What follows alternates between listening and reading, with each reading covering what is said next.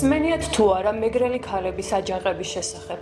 დაახლოებით 100 წლის წინ სამეგრელოს პატარა სოფელი ჭოღა ბრძოლის ველად იქცა. საბჭოთა ოკუპაციის მოწინააღმდეგე ქალებმა სამეგრელოში აჯანყება მოაწყვეს და თმაგაშლილებმა კივილით გააბროდეს კოლექტივიზაცია. ჭოღის ქალთა აჯანყებას მეთაური წყავდა 6 შვილის დედა ყარა პაპავა. იმ დღეს მაზრიდან სოფელ ჭოღაში ჩასული ყოფილა ჩინოვნიკი, რომელიც შემაღლებული ადგილიდან აცნობდა ხალხს თუ ვის რა ქონება ჩამოერთმეოდა. ყარა პაპავას ის ძალით ჩამოუგდია, არეულობა და სრულად ამას მოჰყოლია. არსებული ინფორმაციით იმ დღეს 3 ქალი დაიღუპა.